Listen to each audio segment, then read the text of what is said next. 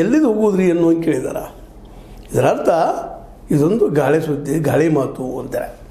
ಯಾಕೆ ಹಬ್ಬಿಸ್ತಾರೆ ಇಂಥ ಮಾತುಗಳನ್ನ, ಗಾಳಿ ಮಾತುಗಳನ್ನ ಯಾಕೆ ಹಬ್ಬಿಸ್ತಾರ, ಏನು ಇದ್ರಲ್ಲಿ ಸಿಗುವಂಥದ್ದು ಅಂತಾರೆ. ಯಾಕಂದ್ರೆ ರಾಹುಲ್ ಗಾಂಧಿಯವರು ಕಿವಿಯಲ್ಲಿ ಹೂವು ಇಟ್ಕೊಂಡಿಲ್ಲ, ಸಿದ್ದರಾಮಯ್ಯವರು ಕಿವಿಯಲ್ಲಿ ಹೂವು ಇಟ್ಕೊಂಡಿಲ್ಲ. ಅವರಷ್ಟು ಸುಲಭವಾಗಿ ಯಾರನ್ನು ನಂಬುವುದೂ ಇಲ್ಲ. ನಿಜವಾಗಿಯೂ ಸಿದ್ದರಾಮಯ್ಯರಂತೆ ಜನರ ಮಧ್ಯದಲ್ಲೇ ಬೆಳಕೊಂಡು ಬಂದಂಥ ಅನುಭವದ ಮೆಟ್ಟಲು ಏನು ಮೇಲೆ ಬಂದಂಥವ್ರು. ಜೊತೆಗೆ ರಾಹುಲ್ ಗಾಂಧಿ ಜನರ ಮಧ್ಯದಲ್ಲಿ ತಿರುಗಾಡಿ ಅಡ್ಡಾಡಿ ಶರೀರ ಗಟ್ಟಿ ಮಾಡ್ಕೊಂಡಿದ್ದಾರೆ, ಮೈಂಡು ಗಟ್ಟಿ ಮಾಡ್ಕೊಂಡಿದ್ದಾರೆ. ಇವತ್ತು ಬೃಹತ್ BJP ಜೊತೆಗೆ ಒಬ್ಬರು ಹೋರಾಟ ಮಾಡ್ತಾ ಇದ್ದಾರೆ ಅನ್ನುವಂಥ. ಯಾಕೆ ಕಾಂಗ್ರೆಸ್ನಂಥ ನಾಯಕರು ಉಳಿದಿಲ್ಲ ಇವತ್ತು.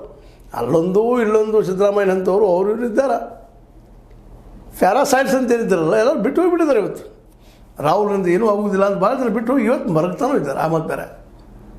ಹೀಗಾಗಿ DK ಶಿವಕುಮಾರ್ ಪಾಪ ಸಂಕಟ ಅವ್ರಿಗೆ, ನನಗೆ ಯಾವ ಬೇಡ ಮರೆಯ ಮುಖ್ಯಮಂತ್ರಿ ಪದವಿ ಬೇಡ, ಏನೂ ಬೇಡ, ನನ್ನಷ್ಟು ಬಿಟ್ಟರೆ ಏನು ಅಂತದ್ದು. ಯಾಕಂತಂದ್ರೆ ಅವ್ರಿಗೆ ಗೊತ್ತಾಗಿದೆ ಈಗಾಗಲೇ ನನ್ನ ಶಕ್ತಿ ಏನು, ನಾ ಏನು ಮಾಡಿದರೆ ಮುಂದೆ ಮುಖ್ಯಮಂತ್ರಿ ಆಗ್ಬೋದು, ಈ ಸದ್ಯದಲ್ಲಿ ಮಾಡಿದರೆ ಏನಾಗ್ಬೋದು ಅನ್ನೋದು ಸ್ಪಷ್ಟವಾದ ಕಲ್ಪನೆ ಅದ.